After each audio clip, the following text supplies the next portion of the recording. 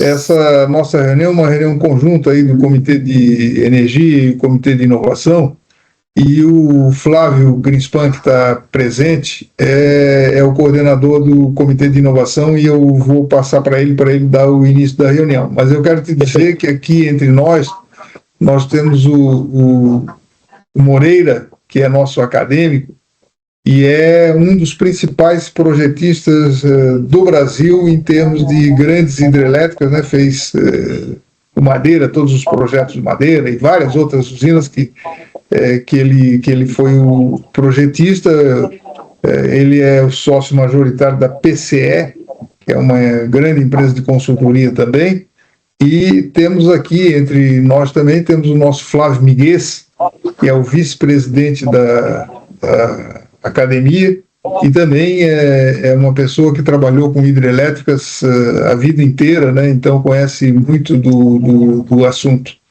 Então eu queria passar para o Flávio, dar início à nossa reunião. Flávio, por favor. Então tá, obrigado, Menel. Eu só vou fazer uma leitura aqui do currículo do nosso conferencista, que é engenheiro eletricista, nascido em Florianópolis, fez graduação e mestrado na UFSC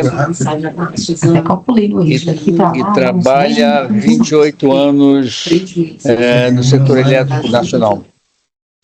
Ele começou a carreira dele no Operador Nacional do Sistema Elétrico no século passado, 98, e a partir de 2011 ele começou a vida dele no setor privado. Atualmente ele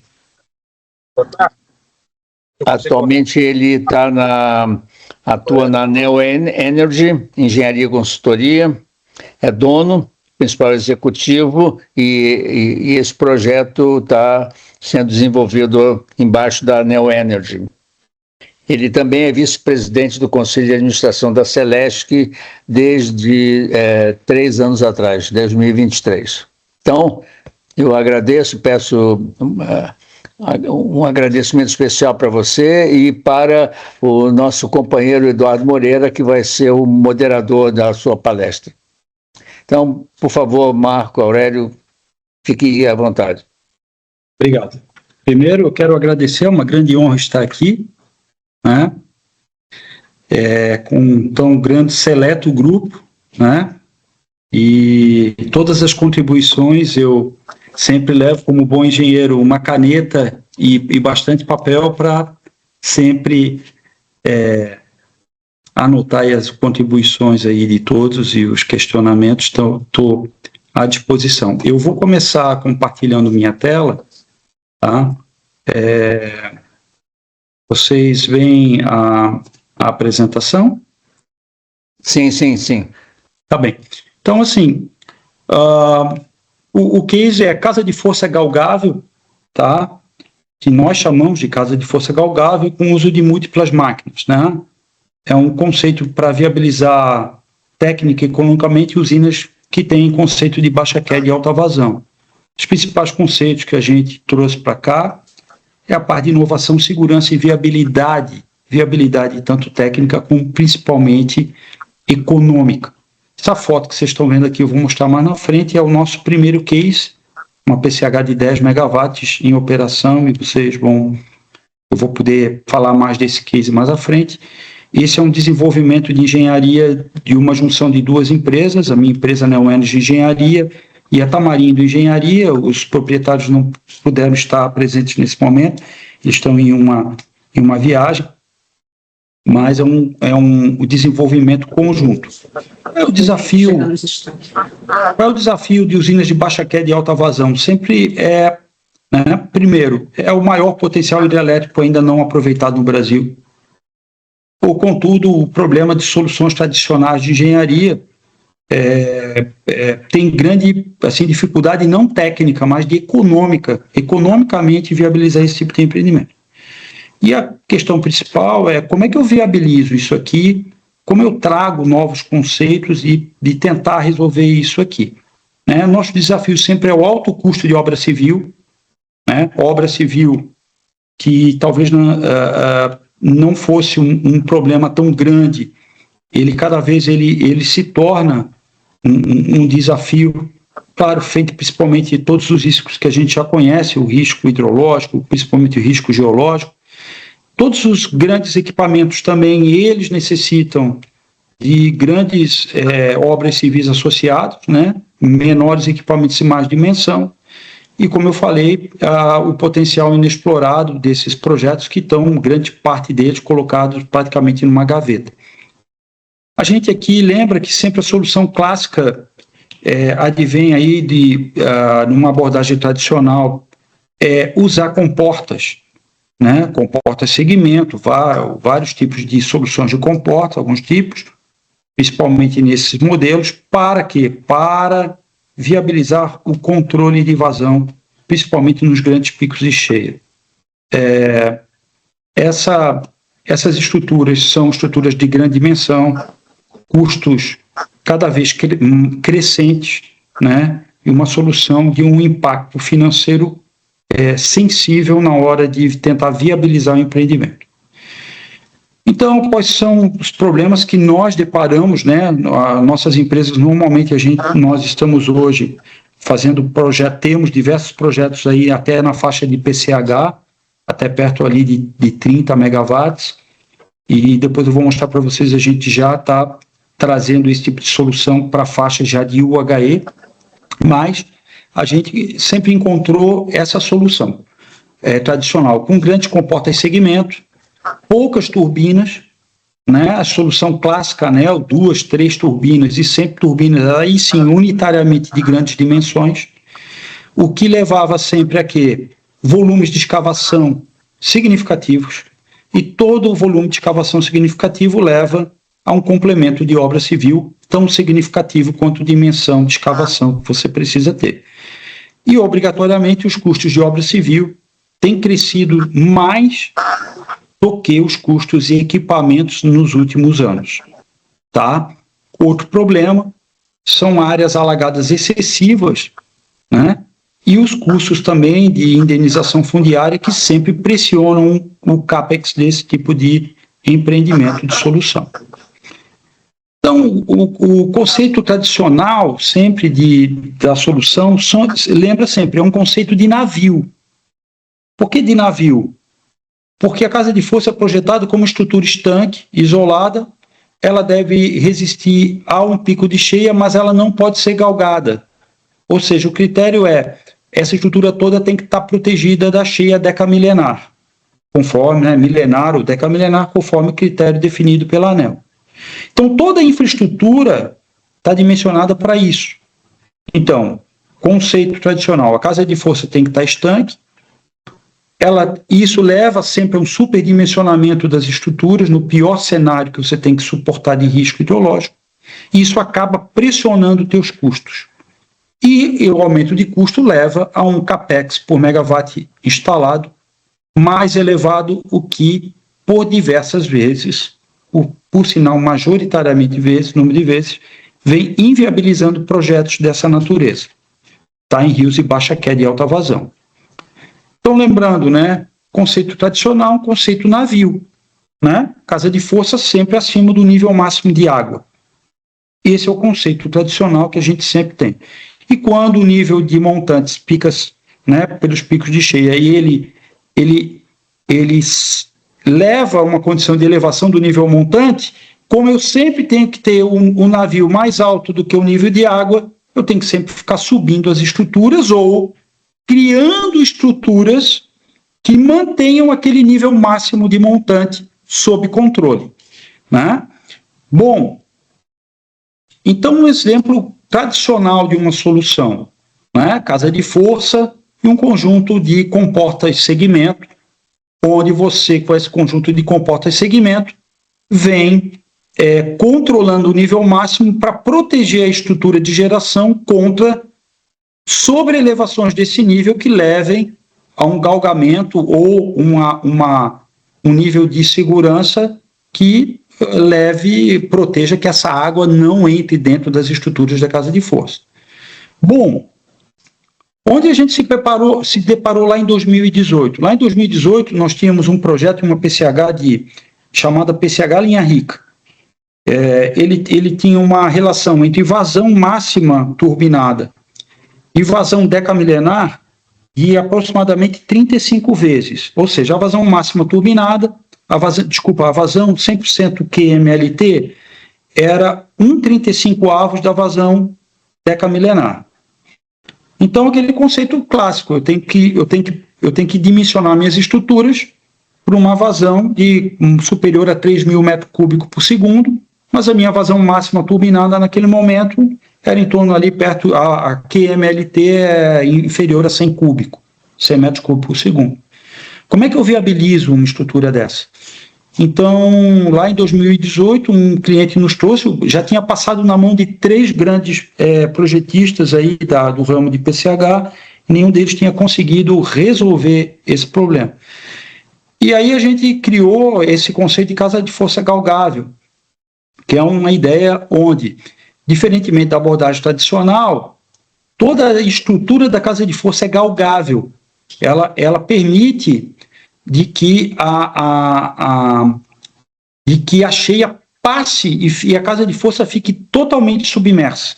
Aqui vocês podem ver a estrutura pronta e aqui o interior da casa de força. Eu vou passar mais à frente e vocês vão observar, mas o conceito é de que a casa de força é projetada para ser galgada durante grandes cheias, atuando como uma extensão do vertedor.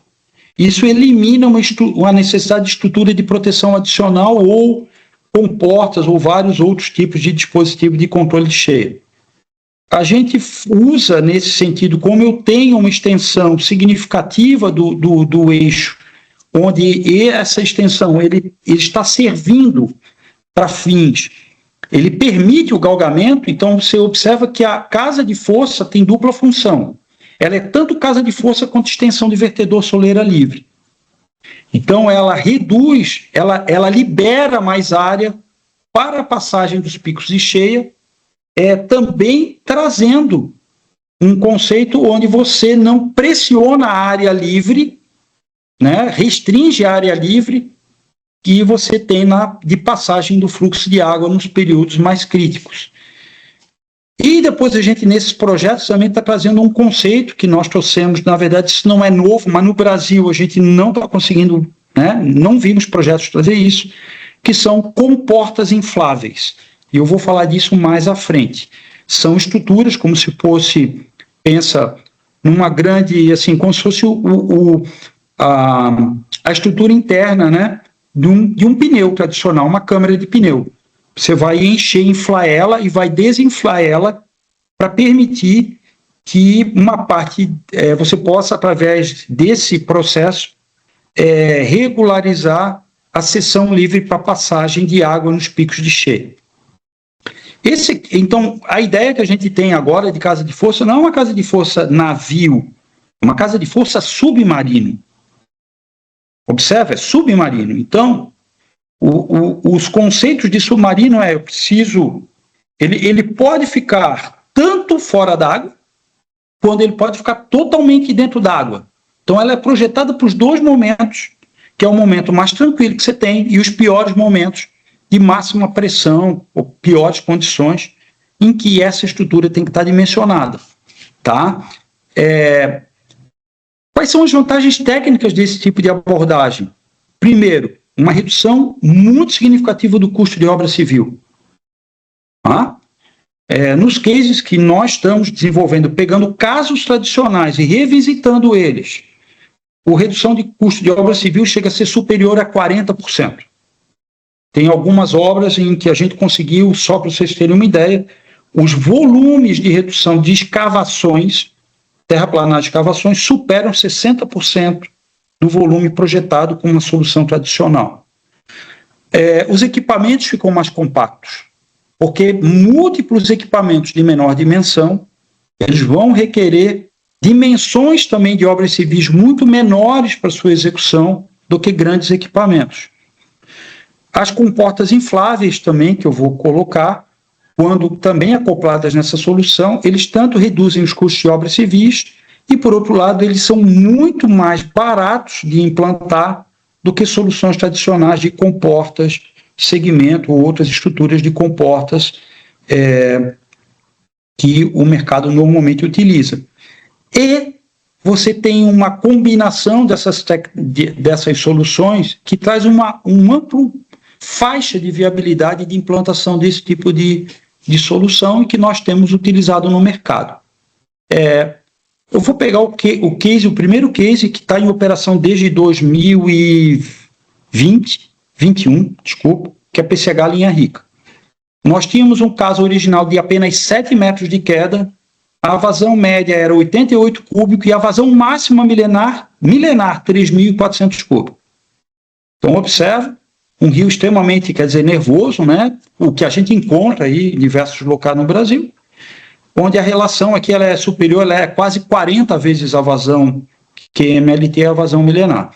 O projeto original é a solução clássica, e aí nós usamos pela primeira vez aqui uma solução no Brasil e construtivamente trazendo e aplicando na prática esse conceito de casa de força galgável, e como resultado a gente aumentou a potência, aumentou a garantia física e reduziu expressivamente o custo de investimento. Essa aqui era a solução clássica, um conjunto de comportas do tipo segmento, um canal e apenas 3 máquinas. E vocês notam que a potência instalada era de 8 megawatts, a garantia física era de 3,82 e o custo era de, na época, 8,65 milhões por megawatt. Nós terminamos essa usina com vertedor soleira livre, passamos para 10 máquinas e aplicamos o conceito de casa de força galgável, mantendo a mesma relação de queda, nós conseguimos ampliar a usina para quase 10 megawatts, a garantia física saiu de menos de 50%, foi a 53%, e o custo de implantação caiu quase em 40%, veio para 5,1 milhões por megawatt instalado. Tá? Se você observa, nesse quadro comparativo da solução tradicional contra a nova solução, a nova solução trouxe uma redução de implantação de 41% no custo por megawatt instalado. E o custo de investimento reduziu em 26%, mesmo considerando um incremento de potência de mais de 20%. Então, os ganhos dessa solução, depois de implantada, em termos de resultados atingidos, eles foram extremamente significativos. Então, a linha Rica, como casa de força galgável, observa, aqui nessa imagem eu vou mostrar para vocês, então essa aqui é a crista do vertedor, ela está numa cota, o topo da casa de força ela está 3 metros acima, quando o vertimento passa de 3 metros, ele começa a verter sobre a casa de força, mas na deca milenar, a coluna d'água que passa sobre a casa de força chega a uma altura de até 14 metros de altura, e uma coluna d'água passando sobre a casa de força. Tá? E na deca milenar, os 7 metros de diferença de queda, quando você não está em operação sem nenhum vertimento, ele se reduz a apenas 20 centímetros de diferença de queda. Tá? Então, observe, não fazia nenhum sentido e nenhum efeito você colocar um conjunto de comportas e segmentos para tentar controlar um rio onde a vazão, a diferença de quedas ficaria, na condição extrema, ficaria em apenas 20 centímetros. Então, essa aqui é a foto da usina pronta, PCH Linha Rica. Caso vocês estão todos convidados, caso queiram ir visitar, eu acho que é uma visitação muito interessante para ser feita. E esse aqui é o primeiro momento de 2022 que a gente teve um galgamento da casa de força. Nesse dia, nós tivemos um galgamento de 2,80 metros em cima da casa de força. Observa que no dia 2 a gente ainda não tinha vertimento e no pico de cheia, dia 3, já começou a verter um pouco. Dia 4 já estava vertendo aqui quase uns 50, 60 centímetros. Ele chegou a 2,80 metros e exatamente no dia 4, nessa condição, a usina estava com as suas 10 máquinas ainda operando. Isso aqui é uma foto dentro da usina, exatamente no dia 4, onde você tem todas as máquinas operando, claro, numa condição que eu tenho uma queda líquida menor, mas eu tenho ainda a usina performando, gerando energia. Como esse conceito, eu queria só repassar aqui um conceito interessante que você observa. Como que a gente garante, por um certo lado, o acesso na casa de força, já que a casa de força é galgável? Vocês observam que aqui existe o conceito de um shaft de acesso, como se fosse um elevador de carga e de acesso.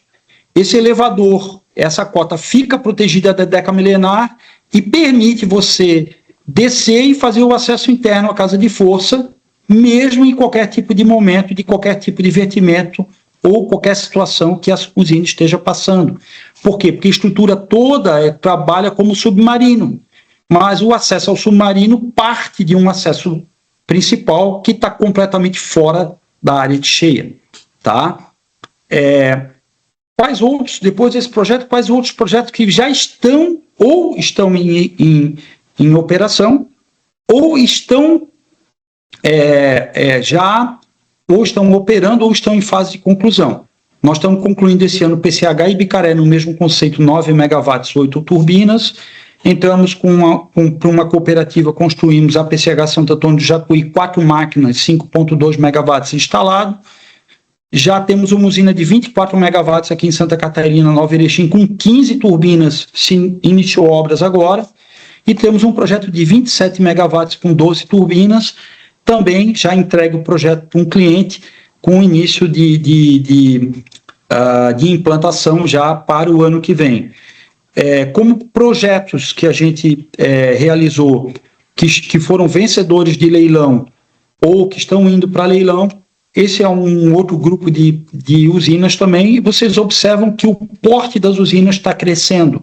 Nós começamos com uma usina de 10 megawatts e já estamos já muito próximos de projetos que estão usando essa solução com usinas do porte de 30, entre 25 e 30 megawatts. Tá? Essa usina aqui também, PCH Piratuba, nosso projeto revisitado, ela também deve estar iniciando construção no próximo ano. Esse aqui é um projeto muito interessante, projeto no trecho de vazão reduzido da UHE Simplício. O UHE Simplício é um projeto que tem, observa aqui mesmo, ele é um projeto muito mais emblemático e difícil do que os outros projetos que eu apresentei para vocês. Por quê? Porque o trecho de vazão reduzida da Simplício é um trecho onde a vazão ecológica é uma vazão mínima de 90 metros cúbicos por segundo, 100% regularizada. Mas o vertedor da UHE Simplício está dimensionado com uma vazão decamilenar de simplesmente 8.500 metros cúbicos por segundo. Então, observa a relação entre vazão média, turbinada e vazão decamilenar, ela chega ali próximo de 90 vezes. Né? E aqui, então, o problema eu tenho baixa queda, eu tenho PCHs entre 18 e 20 megawatts que tem que ter uma estrutura de controle de cheia do porte de uma UHE. Como é que isso aqui vai se viabilizar? Também foi um desafio, por quê?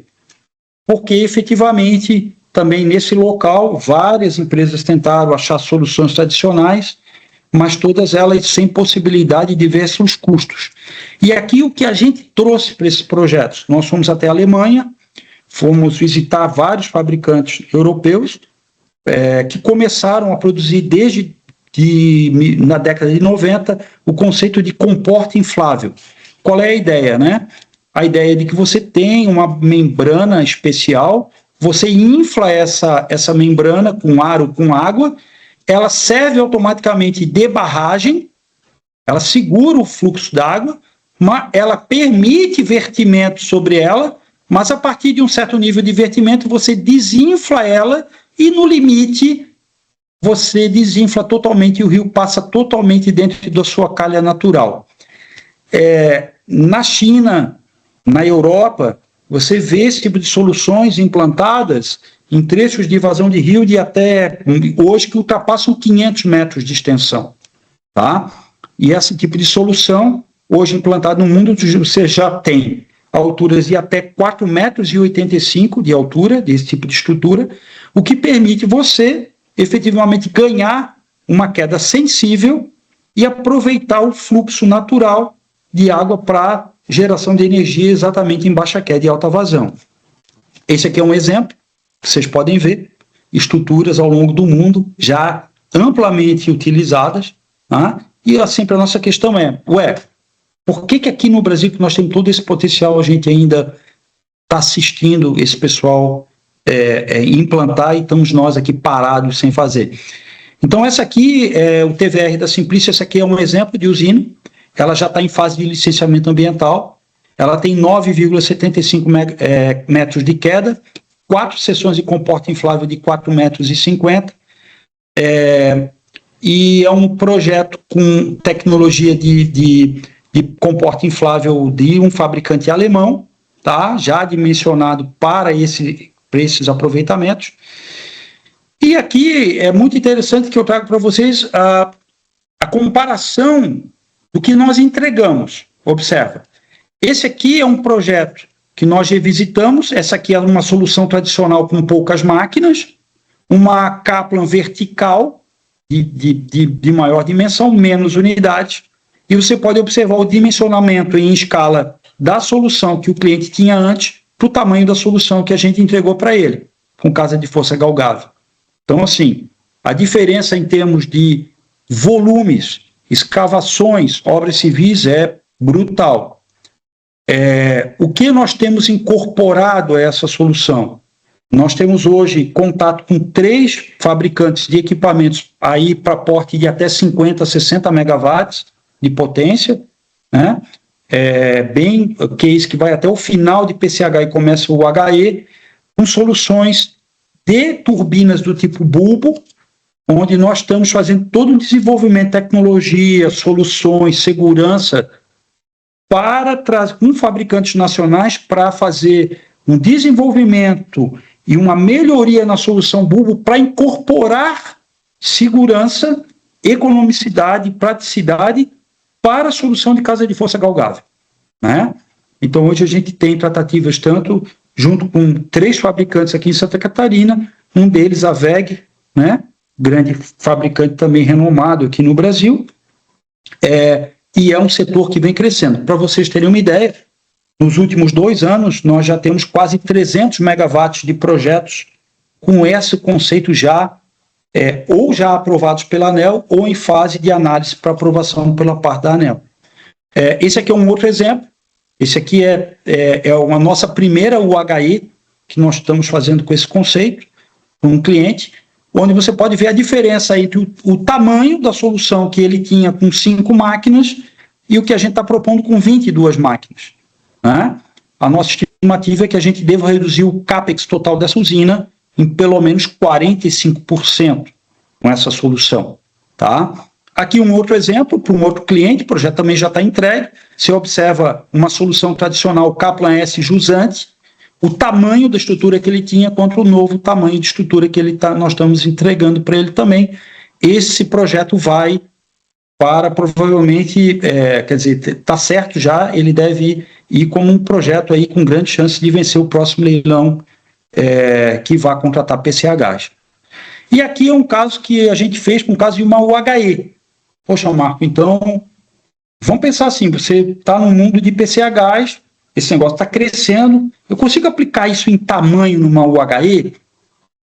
Nós fizemos um exercício para um cliente que nos provocou, a gente gosta de ser provocado, né? Esse aqui é o tamanho da UHE Iraí, você está vendo, tá?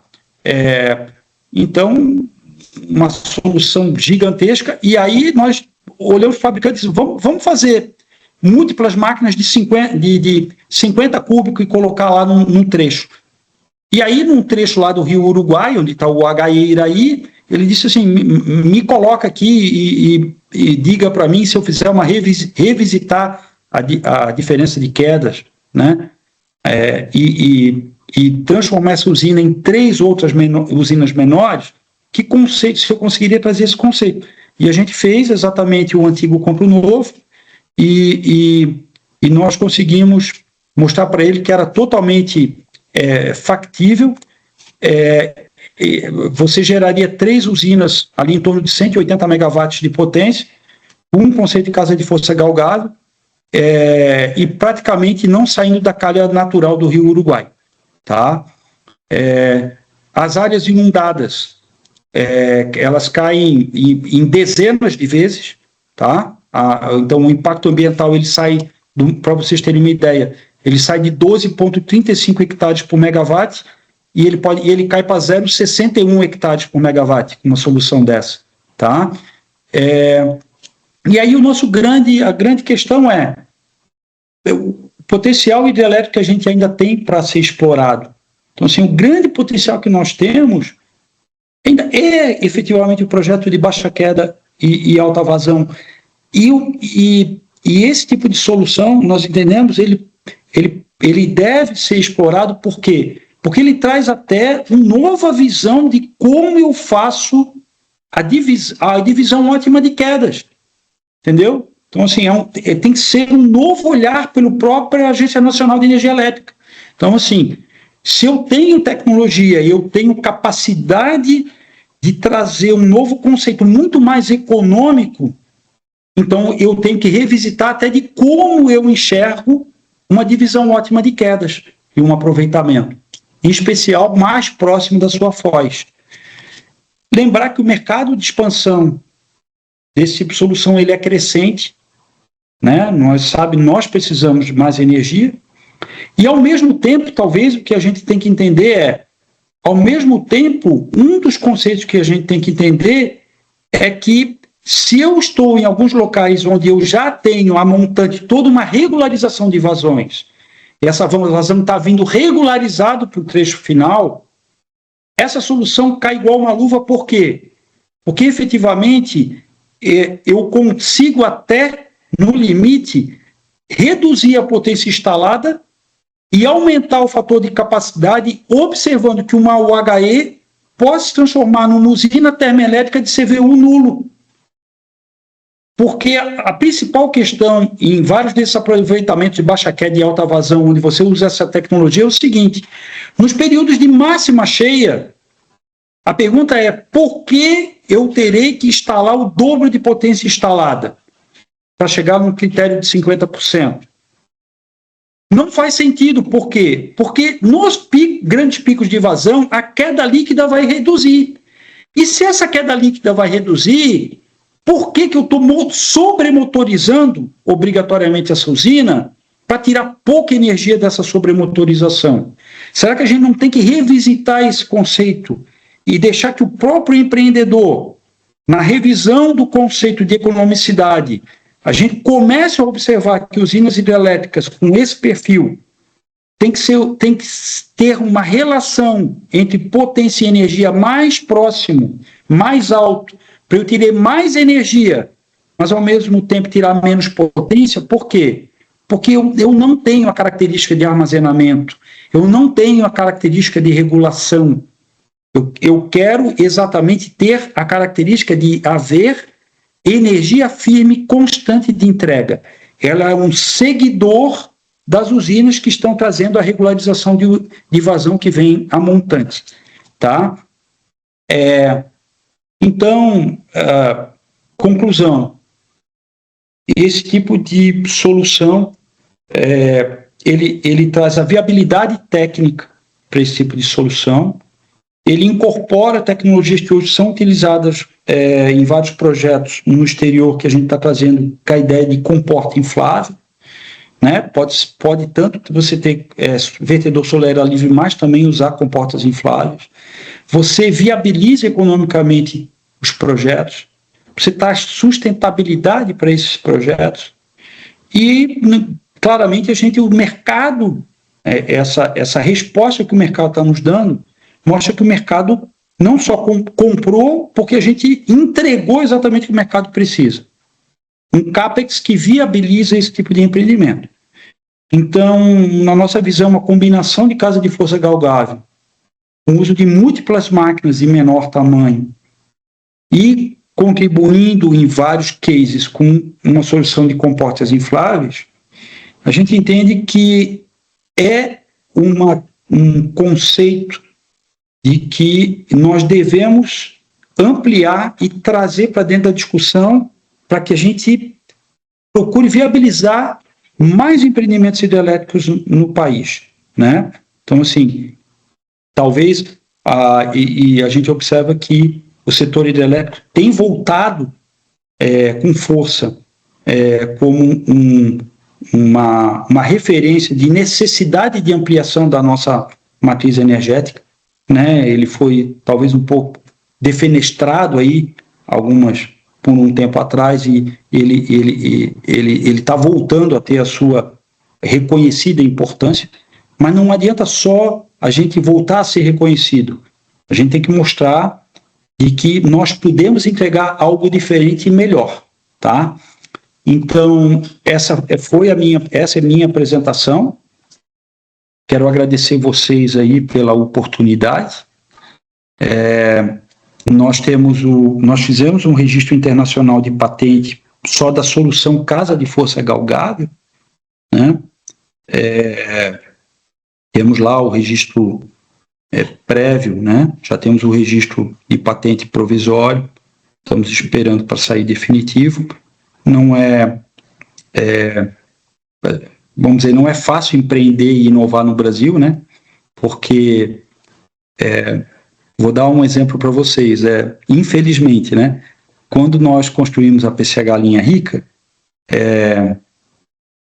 a maioria das pessoas no primeiro dia do galgamento ficavam me mandando mensagem, tanto projetistas e principalmente fabricantes de equipamento, dizendo: agora nós vamos ver se vai funcionar. Agora chegou a hora. Será que vai tombar? Será que esse negócio vai funcionar? Então, assim, o mercado sempre é muito reticente à inovação e fazer diferente, né? E aí a gente teve o apoio do investidor que acreditou na solução, e aí depois disso estamos aí buscando aí divulgar, né, para que o próprio mercado aí também possa contribuir com seus comentários e seus pontos de atenção, para que a gente possa aprimorar cada vez mais a solução. Obrigado, era isso. Agora eu estou à disposição para dúvidas, comentários, à vontade.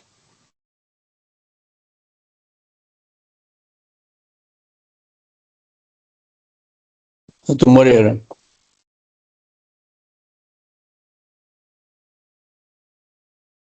Não, está sem microfone, Moreira. Está sem som. Tá, ok. Flávio levantou a mão primeiro com a palavra. Bom, eu queria fazer duas perguntinhas rápidas. Uma, eu gostei muito dessa tua visão internacional.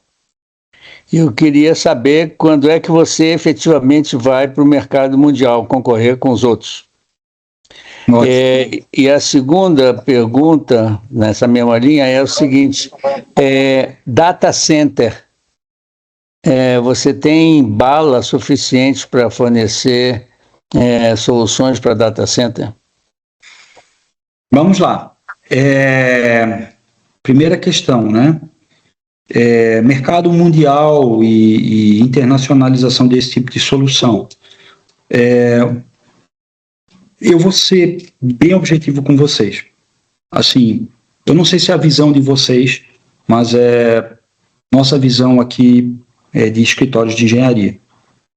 Nos últimos 20 anos, trabalhar com projetos ou com engenharia hidrelétrica, quem trabalhou e está de porta aberta é um grande vencedor, tá? Porque vários escritórios, ou o que estão de porta aberta, não são mais o mesmo tamanho que tinham antes, tá? Então, assim, porque o número de novos projetos e todas as dificuldades e a demonização da fonte hidrelétrica trouxe muita dificuldade dos escritórios de engenharia até sobreviverem. E quem luta para sobreviver tem muita dificuldade de inovar e ir para o mercado externo, porque, né, vamos ser bem sinceros, nós estamos agora tentando buscar mercados principalmente não na Europa, porque a gente entende que a Europa é um mercado já muito maduro, ele é um mercado assim, não para que a gente vá vender engenharia, mas a gente entende que que o mercado, talvez até o próprio mercado americano e o mercado africano, principalmente o mercado africano, eles são altamente demandantes de necessidade de energia, de substituição de energia de matriz fóssil, que a gente sabe que lá impera por uma questão geopolítica e também local. E então a gente acha que o mercado africano é um mercado natural para a venda de serviços de engenharia hidrelétrica. Tá? E como nós temos muito potencial, e lembro que nós temos linhas especiais do BNDES para financiar projetos de geração na África com custos até de financiamento para países lá a custos financeiros baixos, a gente entende que o próximo, assim, um trabalho para levar soluções como essa, tanto trazendo solução de engenharia como equipamentos, porque a nossa base de equipamentos no Brasil de fabricantes é muito boa. Levar isso junto para países da África, eu acho algo que deveria ser uma agenda. Então, respondendo a primeira pergunta. A segunda, me desculpa, Flávio, foi em relação... Tá com o microfone foi em fechado. relação a data center. E data center, vamos lá. Qual a questão? Nós mapeamos vários empreendimentos que têm exatamente essa capacidade, ou seja, uma capacidade e uma vazão regularizada muito alta. O que levaria a você, se a ANEEL permitisse, você ter fatores de capacidade mais altos, elevados, e você conseguiria construir usinas. Nós estamos falando ali assim, de porte de gerar perto aí de 150 a 300 megawatts médios. Tá? E qual a grande vantagem aí para um data center, né? Exatamente esse conceito. Vamos pegar esse caso do Paraíba do Sul. São 7 projetos de 20 megawatts. São 140 megawatts. Garantia física, calculada, estimada, 80 megawatts. Só que no período mais seco do ano, essas usinas geram 68 megawatts médio. 68. No pior cenário, nunca baixa de 68 médio. E no pico ele chega, e ele tem um determinado pico, mas observa, a geração mínima garantida de 68, 70, para a geração média de 82, exatamente o que um consumidor de energia 24 horas por dia precisa. Porque esse gerador do outro lado, ele não quer variabilidade, porque ele não pode incorrer em custos de exposição ao mercado dentro do modelo de negócio dele. Então, observa, esse tipo de usina, como está projetada, ela não vai participar do MRE, porque ela não faz sentido participar do MRE, porque ela não tem variabilidade de geração nem em base diária nem em base mensal, que leve à exposição dela, tá? E nós definimos que a potência total instalada ela é o dobro e aumentamos o número de máquinas. Então, observa, naquelas usinas eu tenho 12 máquinas, eu gero a garantia física com 6 e fico com 6 máquinas disponíveis. Tá. Qualquer máquina que dê manutenção, eu jogo uma das 6 disponíveis do lado dela para substituir. Então, assim, é o típico complexo de geração que cai igual uma luva para um data center, né? Para suprir um data center. Nós fizemos até um projeto também de uma UHE, de uma UHE de pequeno porte, a jusante de uma UHE de enorme porte, e o projeto ficava com 180 megawatts, assim, fixo, entendeu? Assim, mínimo 180, podendo chegar até 240 mega no período de cheia. Então, observa, é possível fazer. Eu entendo que cai igual uma luva para esse tipo de consumidor. A grande dificuldade é trazer o consumidor, esse tipo de consumidor, num PPA de longo prazo que permitisse viabilizar esse tipo de empreendimento. Tá, Flávio? Então, eu acho assim, usinas hidrelétricas, para atender esse tipo de cliente, elas teriam que ter um nível, uma capacidade de um reservatório para garantir o atendimento que levaria o custo, como a gente colocou. Se você aumenta muito a potência e aumenta o tamanho do reservatório, começa a ser despachado centralizadamente. E aí, quem acaba determinando as condições de despacho e todas as outras condições acaba sendo o ONS. Então, assim, eu diria que a solução para vários data centers, dependendo do porte dele, vai muito mais em conta a projetos similares como esse do trecho de vazão reduzida da Simplício, da qual temos diversos. Vou dar um exemplo para vocês. Vou dar um exemplo. Trecho de vazão reduzida de Belo Monte. Você tem uma UHE de 280 megawatts que roda a vazão sanitária do trecho de Belo Monte. Aí você olha o impacto ambiental do trecho de vazão reduzida de Belo Monte. É um trecho de vazão reduzida de um impacto ambiental, assim, brutal. E não duvido que hoje é um dos pontos de extrema atenção dentro lá do grupo de acionistas. Se você fizer diversos projetos de geração, você consegue turbinar a vazão sanitária, criar diversos espelhos d'água no trecho de vazão reduzida, resolvendo um problema de impacto ambiental que acabou gerando lá, que cria, assim, ele não é pequeno, ele é enorme no local, e cria uma base de geração flat que não sei por que não está sendo utilizado, entendeu? Então, assim, casos como esse que eu estou colocando, você vai encontrar vários. O problema é como que eu vou fazer uma usina, que era o que talvez você pensaria. Como eu faço uma usina que na hora do pico de vertimento da Deca Milenar de Belo Monte tem que suportar aquela pico de cheia? Simples. Você deixa a casa de força galgar. Está resolvido. Não tem problema. Você entende? Você deixa galgar. Não vai ter problema. Então a solução fica muito mais compacta. Você pode fazer revisitar o conjunto do trecho de vazão reduzida de Belo Monte e implantar uma série de UHEs de fator de capacidade unitário, quase. Então, assim, como você já tem contato com a VEG, por que você não propõe um negócio conjunto com a VEG? A VEG é internacional. A VEG pode assim, levar o teu projeto para onde você quiser. As relações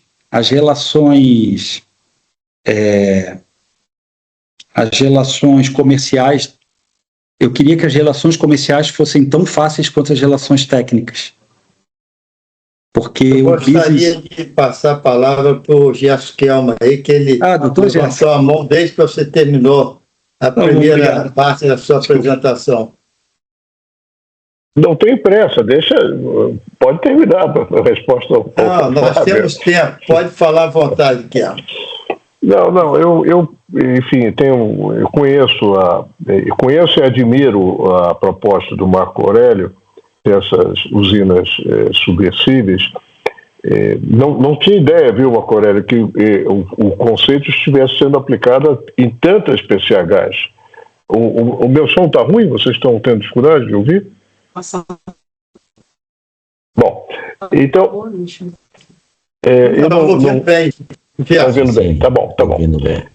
Tá, então eu não estava dizendo, eu fiquei surpreso, viu, Marco Aurélio, com a quantidade vamos dizer, de empreendimentos já em construção, tal. Eu conheci aquele que você apresentou que já está operacional. Mas a minha pergunta é a seguinte: me chamou a atenção a sua concepção sobre o trecho da vazão reduzida de Belo Monte. Eu nunca estudei isso, mas li em algum lugar que tinha sido proposto alguma coisa semelhante ao que você está pensando. Quer dizer, o que tinha sido proposto era um conjunto de soleiras vertentes, né, que manteria o nível d'água. Né, que parte do problema, até eu entendi, eu não conheço bem isso, mas até onde eu entendi, o problema estava que, com a vazão reduzida, o espelho d'água desse trecho de rio ficou muito reduzido, e as pessoas tinham que carregar canoas nas costas para chegar até o rio. Então, se você quisesse espelhos d'água com velocidade menor, quer dizer, a velocidade, você está fazendo pequenos reservatórios, né? Isso resolveria o problema. Até onde eu entendi o que você propôs, posso ter entendido errado, você substitui soleiras vertentes que não geram nem 1 megawatt por usinas submersíveis, que é o mesmo conceito. Você está com uma soleira, mas que você está produzindo energia continuamente, isso aumenta bastante. Bom, aí a pergunta, agora eu cheguei à pergunta, que é o seguinte: essa ideia das soleiras vertentes, sucessão de soleiras vertentes, foi rejeitada, eu acho, não tenho certeza, e pelo problema da navegação de pequeníssima escala, canoas, que teriam dificuldade, como é que isso ia funcionar. Você chegou a avançar o seu conceito para chegar ao ponto de solucionar o problema da canoa, como é que a canoa vai escoar ao longo dessas soleiras, que agora não é mais simplesmente soleira vertente, é uma soleira que tem uma usina submersa. Você chegou a pensar nisso? Gerson, você me escuta? Escuto, sim. Tá bem. Gerson, assim, será um prazer te rever aqui, né? Eu não estudei profundamente, mas o que a gente, quando nós fizemos um projeto e essa solução nossa para uma UHE, eu já vou dizer para você, é uma UHE de 240 megawatts, tá? Onde o objetivo do cliente não era gerar energia, era um outro objetivo. Eu não vou continuar muito, porque eu tenho um acordo de confidencialidade que ainda está válido, mas vamos lá. Existia exatamente um problema de navegação. Agora, qual o problema de assim, lembra, quando você tem comporta inflável, qual é a grande vantagem? Você pode fazer como se fosse uma pequena eclusa em um ponto exatamente onde você define, onde esse espelho d'água ele vai até o ponto da eclusa, e através de um sistema, você incha a comporta, uma comporta inflável com ele dentro, você rebaixa lentamente ela e ele volta para o próximo espelho d'água. Então, você faz um sistema de transporte automático, onde quem chega com a canoa, ele entra na área, então, e você faz e aí você pensa bem, você vai ter o quê? Você vai ter no máximo, talvez, 3, 4 metros de eclusa para fazer as movimentações.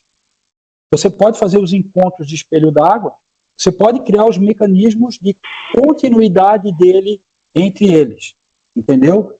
Um outro ponto que a gente também tem que pensar é de que nós talvez tenhamos que fazer também pontos de conexão, como se fossem canais de comunicação com baixa declividade entre uma estrutura e outra, permitindo não só que peixes entre espécies possam transitar entre eles, mas que tenham altura, que tenham estrutura, para também pequenas embarcações poderem transitar sempre de montante para jusante. Então, as movimentações são entre os vários espelhos consecutivos, e assim você consegue integrar com estruturas laterais adjacentes essas estruturas, ou através de alguma eclusa, ou através de um canal mais longo, que você constrói exatamente uma determinada declividade, onde você está transpondo, perdendo uma pequena vazão dentro desse canal, mas está conectando esses canais através dessa estrutura. Então, assim, eu não me deparei nisso, a tua pergunta é muito boa, mas eu acho que a gente tem solução de engenharia para isso, sabe? Acho que tem.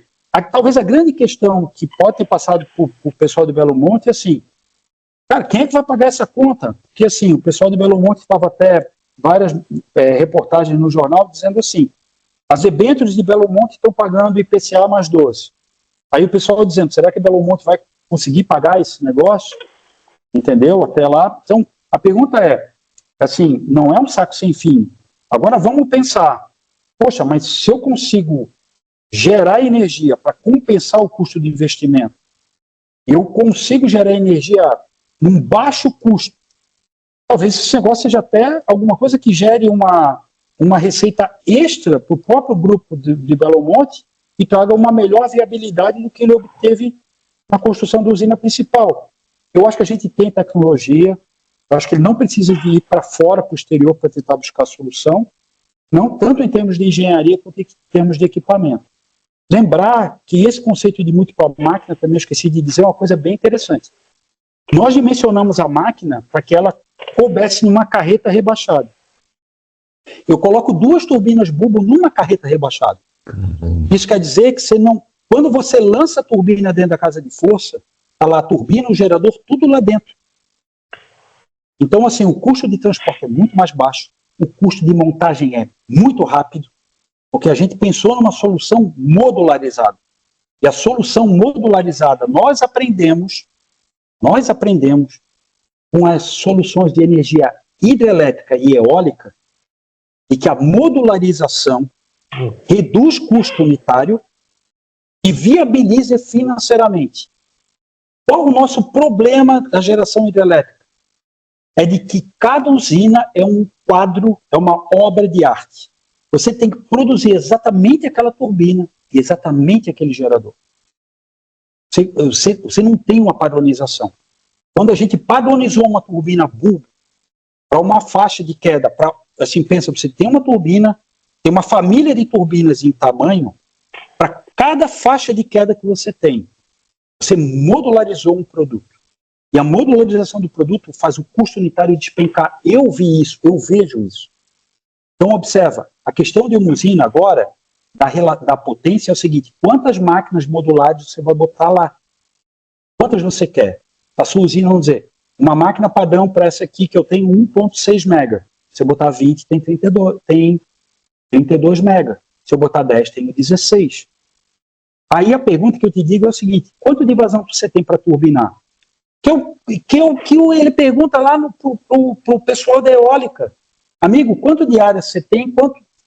Quantos aerogeradores eu coloco lá dentro? Aí ele vem pro cara e diz assim, desculpa, ele vem para a pessoa e diz assim: gente, ó, eu tenho esse equipamento padrão, esse aqui. Então eu olho e digo para você quantos eu vou colocar. Por isso que eles deslocaram energia hidrelétrica durante décadas. Eles vieram com um conceito mais moderno, reduzindo o custo unitário e ampliando reduzindo o custo unitário e aí se inviabilizando. Que é a mesma solução que ele está vindo para a energia solar. Em 1970, só se pensava em botar um painel solar lá no espaço. A que custo? Quando você modularizou e fez com que a potência que você quer é um múltiplo da quantidade unitária que eu tenho para te ofertar, o custo de escala deslocou as outras fontes. Então, assim, observa, isso é um ponto que eu não coloquei na apresentação. Como você conseguiu fazer uma usina de 10 megawatts de baixa queda com 5 milhões por mega? Modularizando, reduzindo o custo, padronizando. Eu fiz o que a indústria faz há décadas. Mas que nós, na parte, talvez, da energia, a gente talvez se perdeu um pouco. A gente não conseguiu acompanhar esse movimento. Velho, passar a palavra ao Emílio Matsuo. Opa, primeiro, solução criativa, muito boa, né? Imagina você ter 41% menos investimento por megawatt, e depois menos 95% de água alagada, né, de área alagada. Uma solução fantástica, realmente, né? Uma coisa que me ocorreu, bom, essa questão da modularização, padronização, eu acho que ela vem naturalmente com o aumento do uso dessa solução, né? E aí você vai sentir que, eu acredito, né, que em vários casos é possível essa padronização, essa modularização, e realmente aí o custo desaba, né? Isso é o conceito de qualquer indústria, né? Mas uma coisa que me chamou a atenção, você falou da comporta inflável, né? Ela é alguma coisa significativa em termos de custos de manutenção dessas usinas? Por que eu falo isso, né? Porque realmente o investimento é mega, né? Tudo é mega. Mas aqui eu acredito que, não sei quanto tempo que você tem de vida nessas comportas infláveis, e se isso aí é representativo no custo de manutenção. Ótimo, vamos lá. Nós fizemos um ano e meio atrás, nós fizemos uma visita técnica lá na Alemanha, no fabricante de referência. Nós vamos visitar uma comporta inflável que já está em operação já faz 28 anos. Poxa. Ela tem 3,20 metros de altura. Tá? Ela precisou de manutenção uma única vez, que aconteceu um defeito nela. E a gente chegou lá perto e ele disse assim, ali está o remendo, quer dizer, a manutenção que eu dei é visível. Quando a gente olha, diz assim, nossa, aqui parece o remendo, assim, né? Uma manutenção que a gente está fazendo numa câmara de um pneu. Ele virou para mim e disse assim, ó, mas Carlos, é exatamente assim que a gente faz. É simples. Não é complexo. É para ser simples. Nem tudo na vida é complexo, Carlos. Então, assim, só que o que acontece? Tem tecnologia. O pessoal, quem começou desenvolvendo isso foi o pessoal da Bridgestone. Porque eles olharam a parte de pneus, derivados, tecnologia deles e disseram o seguinte, cara, como é que eu consigo inflar isso aqui e aplicar isso em outros conceitos? E aí alguém disse, pô, em vez de fazer uma barragem de concreto, vamos fazer uma câmara inflável. Ela serve de barragem ao mesmo tempo, em vez de você ter um vertedor, quer dizer, você ter uma comporta para poder regular, você desinfla e no limite desinfla totalmente e o rio fica como estava antes, dentro da calha dele. Pô, bacana. Então, o que acontece? Observa, o custo de manutenção, implantação. Para vocês terem uma ideia, eu vou falar em números. Quando eu penso num trecho, eu tenho a referência de orçamento, tá? No caso lá das PCHs, eu tenho um custo, uma referência de preço, para uma aplicação lá como uma PCH de 20 megawatts num trecho lá da Simplício, e tem 8.500 metros cúbicos de vazão. Nós temos lá um orçamento hoje, tá? Para fazer aquilo, o valor mais alto que eu cotei, são 16 milhões de reais para implantar a solução. Se eu dividir por 20 megawatts, eu tenho menos do custo do vertedor dessa solução, é menos de 1 milhão por mega. Uhum. Imagina se eu fosse usar 4 comportas segmento gigantescas, o volume de escavação, tudo que eu teria que fazer no projeto adicional. Por isso que outras 2 empresas de engenharia aportaram a garantia, começaram o desenvolvimento e devolveram para a ANEEL. Porque não fica de pé. Vamos ser bem sinceros, não fica de pé. Então, o que eu diria para vocês, eu não passei nem o preço do custo chinês. Porque nós estamos em umas tratativas com uma empresa que é o maior fornecedor dessa solução para a China, e como eu mostrei em algumas fotos, foram do material que eles nos mandaram, né? Nós também estamos fazendo tratativas com ele para um primeiro projeto, trazer essa solução para uma aplicação aqui no Brasil. O custo dele vou ser bem sério com vocês, é 1/4 do custo alemão. Então, assim, viável eu não tenho sombra de dúvida. Qual as dificuldades que nós temos no Brasil em que a gente tem que ultrapassar um pouco? Primeiro, problema de cultura. Tudo que é novo no Brasil é bonito enquanto está escrito inovação. Na hora que você quer implantar, ninguém quer assumir o risco de fazer. Aí todo mundo sai do discurso e na hora da prática, amigo, assim, você piscou, todo mundo que estava dizendo inovação sumiu da sala. Ninguém mais quer aparecer lá para botar o dinheiro na mesa e fazer acontecer. Então o que eu diria para você? Manutenção não é um problema. O que você tem que entender é que, vamos dar um exemplo, nosso maior problema no Brasil é o risco do sinistro externo e o impacto de um agente externo indo fazer depredação. Sendo bem sincero, porque o Brasil é um país sugênero. Quando nos outros locais existe a força da lei e a pessoa pensa 10 vezes antes de fazer alguma ação de dano no patrimônio de terceiro, no Brasil parece que, assim, causar dano no patrimônio de terceiro virou diversão. Então, assim, isso é um ponto de atenção. Aí é o risco Brasil. O que acaba acontecendo? Qual é a vantagem desse tipo de tecnologia? Quando você tem um furo e hoje a gente não está usando nenhuma comporta inflável a água. A gente sempre usa inflável a ar. Como o material é extremamente resistente, mesmo que você tenha um furo ou alguém disparou uma arma de fogo, tem assim, realmente para depredar, e aconteceu, rasgou ou furou num ponto. A primeira ação sua é injetar um volume maior de ar e deixar que aquele vazamento continue existindo. Porque o sistema não colapsará simplesmente por um dano pontual. Você me entende? Certo. Então, assim, você tem critérios que você consegue utilizar que mesmo em caso de avaria, ele continua funcionando a partir de uma segunda unidade, uma unidade adicional, que você mantém a pressão mínima interna via o aumento da injeção de ar para dentro do sistema, que você controla a pressão dentro dele. Então você perde pressão, você coloca a pressão de novo. Até o momento em que você coloca uma comporta do tipo, uma comporta a montante dela, esvazia ela e faz a manutenção. É assim que eles fazem na Alemanha, é assim que eles fazem na China, é assim que eles fazem em todo lugar.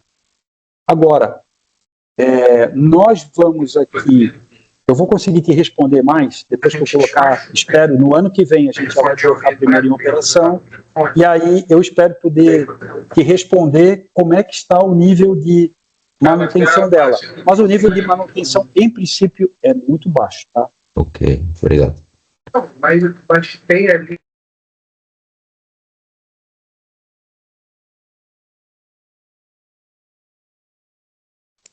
Miguel Fernandes estava querendo falar, levantou a mão lá. Continua, Miguel.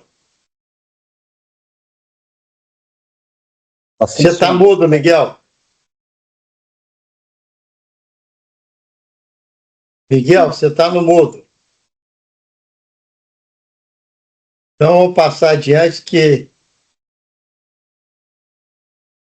ele está no mudo lá.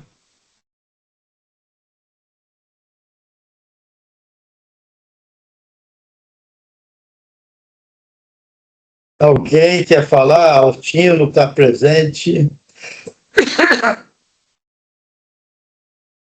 Alô, eu não sei como eu levanto a mão aqui, é o Altino. Posso falar em algum momento aí?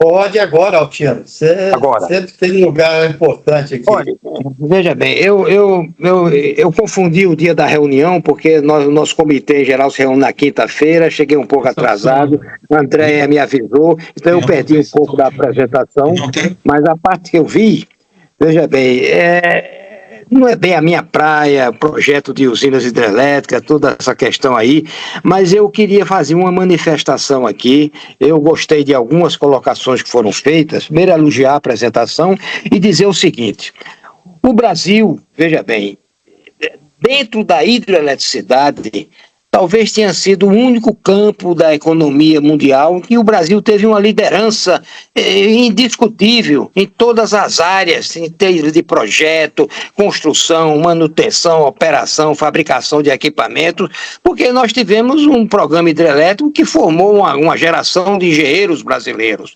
E esse programa hidrelétrico, veja bem, ele gerou uma série de empresas de consultoria, engenheiros que entendiam dessa parte de hidroeletricidade, tá certo? Nas empresas concessionárias, Copel, Chesf, tá certo?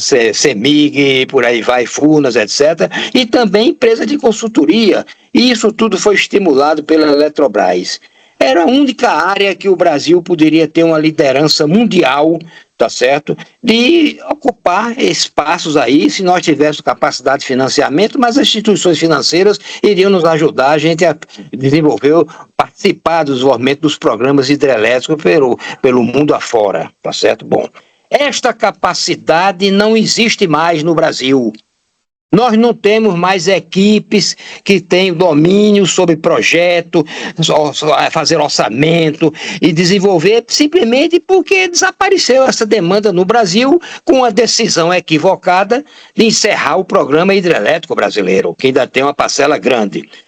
Com essa apresentação aqui, eu vi uma manifestação, uma das perguntas, quando é que esta ideia muito original, eu até fiquei satisfeito de ver que existe ainda uma competência no Brasil, um assunto muito original, muito interessante, quando é que nós entraríamos no cenário internacional com isso aí.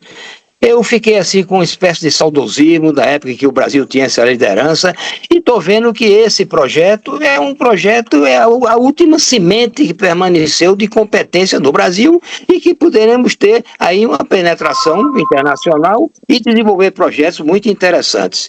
Então eu queria fazer essa manifestação porque eu não pude deixar de pensar que o Brasil teve uma liderança na parte de hidroeletricidade e perdeu completamente isso hoje, mantém ainda competência na operação e manutenção, mas em projeto, construção, fabricação de equipamento praticamente acabou. Eu quero cumprimentar o Marco Aurélio, a apresentação, a ideia muito interessante, tá certo? Acho que deve-se levar isso à frente, você deve ter um apoio do Brasil para levar à frente isso, desenvolver essa competência e ocupar esse espaço não só do Brasil, como também do cenário internacional. Porque, veja bem, os benefícios dessa ideia são maravilhosos, a redução da área inundada e aumento da produtividade da usina. Isso aí é algo que dá uma vantagem muito grande, mesmo sendo de pequenas usinas, etc., vai dar uma vantagem muito grande, porque, de alguma forma, vamos supor, diminui a restrição ambiental. Então eu queria fazer essa manifestação e dizer que acho que essa ideia deve ser levada à frente e deve ter o apoio do Brasil naquilo que for possível, das academias, incentivando para que nós, pelo menos, mantermos essa competência nesta área muito interessante do que eu vi e a divulgação que foi feita aqui nessa palestra, viu? Parabéns mais uma vez e era essa a minha intervenção. Obrigado, Altino. Eu vou passar a palavra a Miguel, depois o Miguel Fernandes e voltaria ao Marco Aurélio. Está funcionando? Vocês estão me ouvindo? Só para saber. Vocês estão me ouvindo?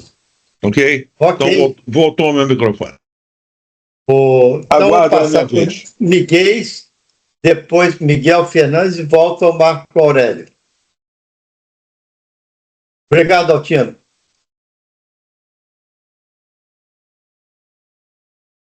Carlos Miguel, com a palavra, você está no mudo aí.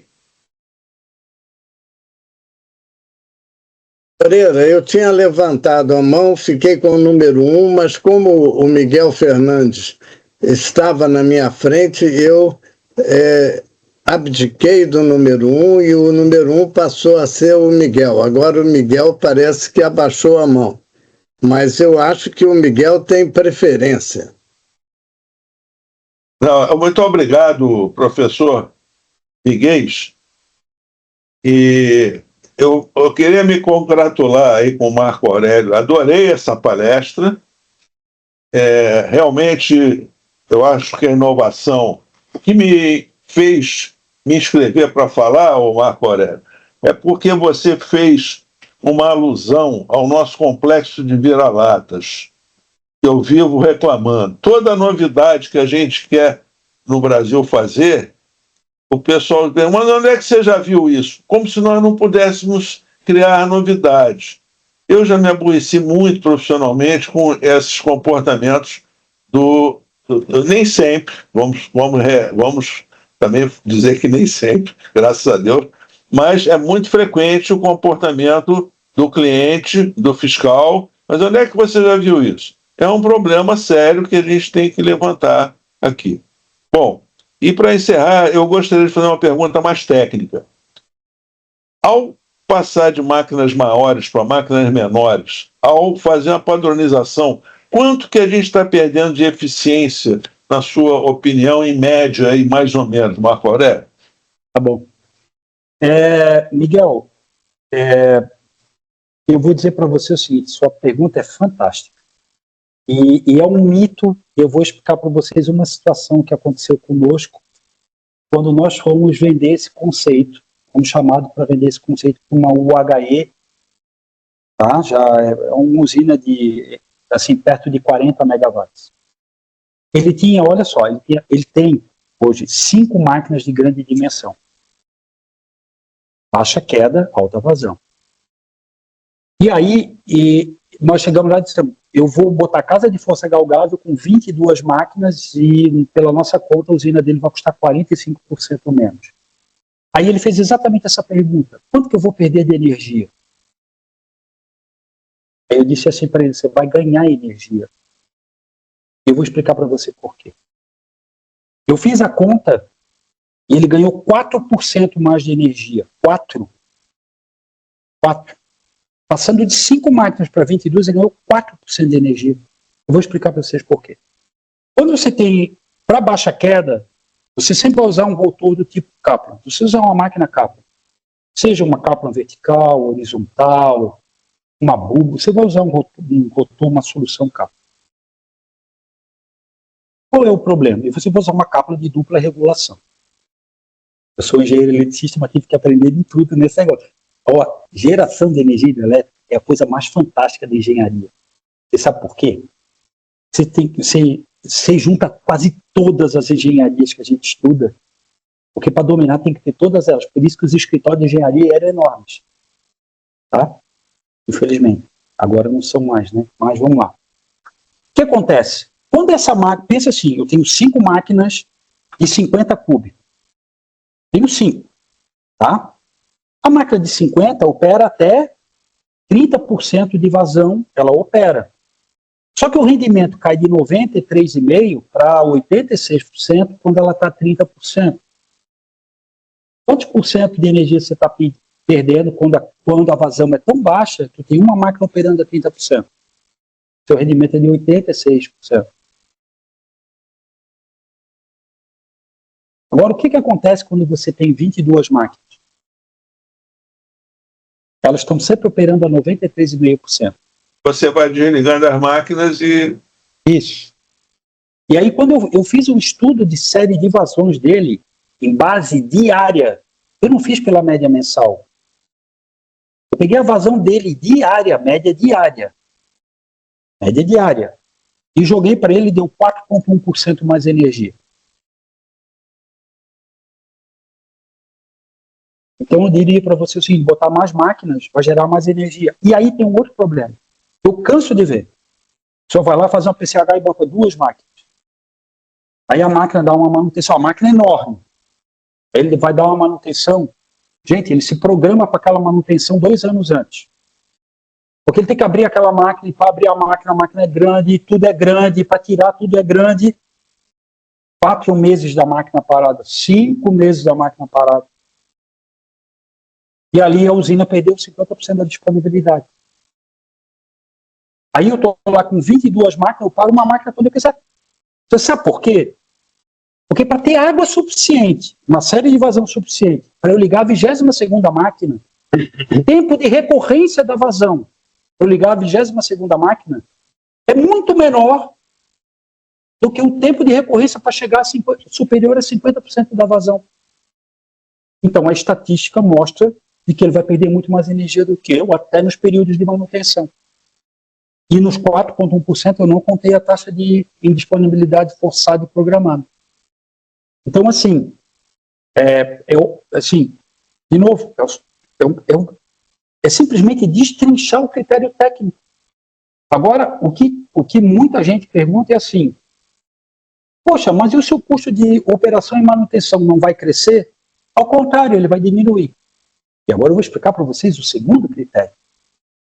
Eu tenho uma máquina só de 50 cúbicos. Tá certo?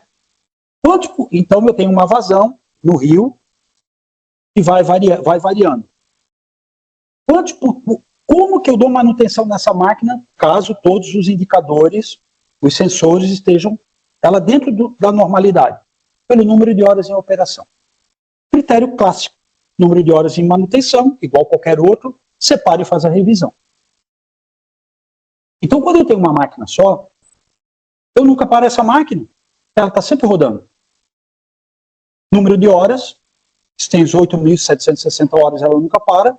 O orímetro dela, no final do ano, vai dar 8.760. Mesmo que ela esteja gerando metade do ano com 30% da vazão, que a máquina está rodando igual, o número de horas roda igual. Mas no período que ela tiver com vazão mínima de 30% e eu tiver 3 máquinas de 17 cúbicos, eu estou rodando um orímetro de uma máquina e as outras 2 estão paradas. O que vai acontecer com o orímetro médio das máquinas no ano? Gente, de novo, isso. Ó, desculpa, tá? Vocês me perdoam por estar fazendo um cálculo simples, vocês vão me perdoar. Mas é isso que eu explico para as pessoas. Gente. O orímetro médio das máquinas vai ser muito mais baixo. E eu provei isso lá na linha rica. O orímetro das máquinas é muito menor do que se eu tivesse 3 máquinas. E como as manutenções são proporcionais ao número, lá eu estou com acima de 40% de redução no número de horas médias por máquina operando. Então assim, agora vamos para o outro lado de operação e manutenção. Máquinas menores são mais fáceis para você baixar uma comporta, treinar a máquina e acessar a máquina. Peças. Uma peça de uma máquina menor, as peças de substituição são menores. Se elas são menores e mais leves, então você pode guardar num depósito. Um almoxerifado, peça suficiente para fazer praticamente a montagem de uma máquina inteira. E quando eu teria uma peça do meu, ali que está em estoque, e é uma peça pequena e eu toquei, eu ligo para o fabricante e mando trazer outra para repor. Eu não preciso mandar fabricar uma peça enorme com 1 ano de antecedência para chegar lá para substituir na máquina. A peça pequena está lá no almoxerifado. E hoje, vamos dizer lá na linha rica, eu tenho um almoxerifado que eu substituo todas as peças de manutenção de uma máquina inteira. Então lá, e quando eu uso uma peça, eu chamo o fabricante e substituo aquela que está em reposição. Então o custo de estoque é baixo e o tempo de reposição é rápido. E isso não sou eu que estou fazendo. A indústria aprendeu a fazer isso. Eu só estou copiando o que a indústria faz. Às vezes a engenharia é aprender o que os outros fizeram bem e adaptar para o seu negócio. E é aqui que a gente fez isso também. Tá? Respondido? Tá bom, okay. Miguel? O Miguel está com a mão levantada lá há muito tempo. Cadê? O Flávio, depois eu acho que é você, né? Vamos lá, Miguel. Miguel? Ok. Marco Aurélio, meus parabéns pela apresentação e pelas ideias aqui divulgadas. Nós realmente temos uma oportunidade muito grande para implantar usinas de baixa queda operadas a fio d'água. Não só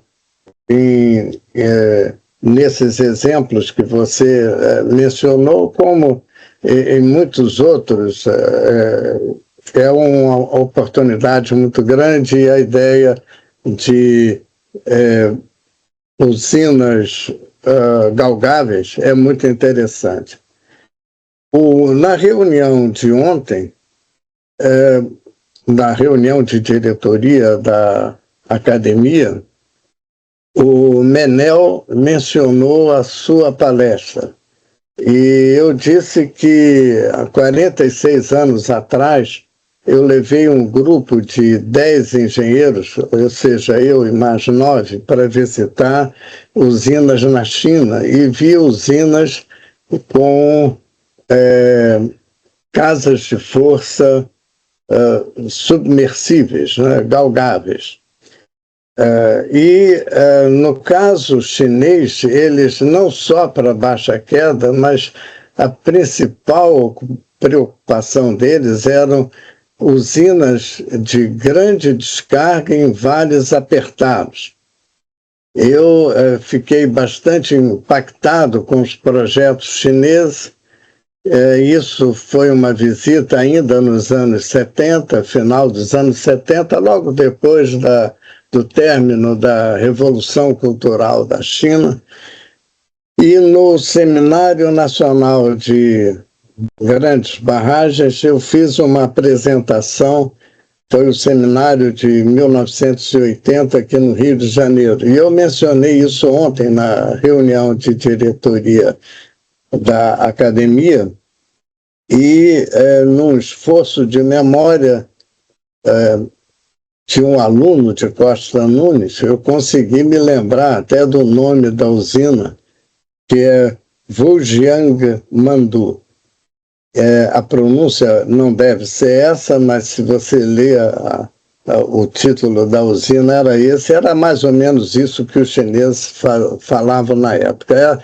Eu tive a oportunidade de estar nessa usina durante a construção e ela entrou em operação em 1982.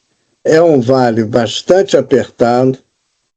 A usina é de 690 megawatts. A barragem tem 165 metros de altura. A vazão de projeto do vertedouro é de 21.350 metros por segundo e a área de drenagem da usina é 27.790 quilômetros quadrados.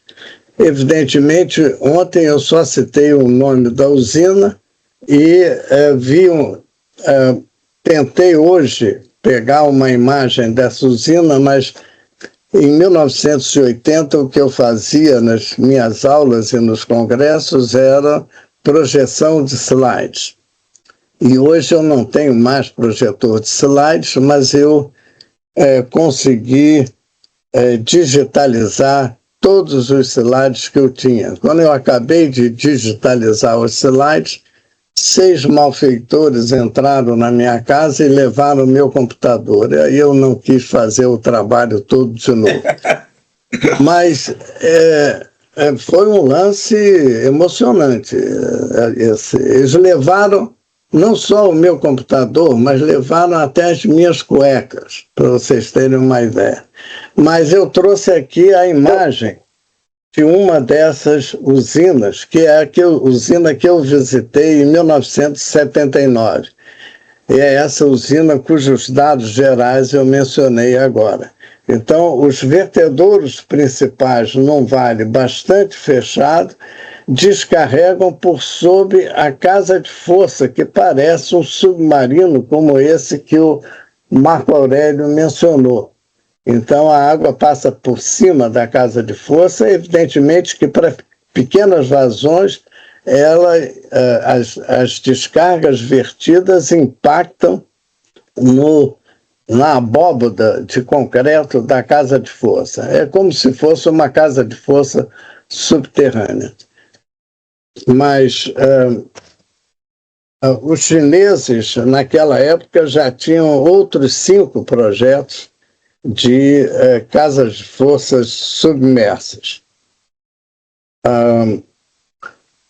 E nessa viagem de 10 engenheiros, como isso já foi há quase meio século, hoje, dos 10, só 2 ainda estão vivos.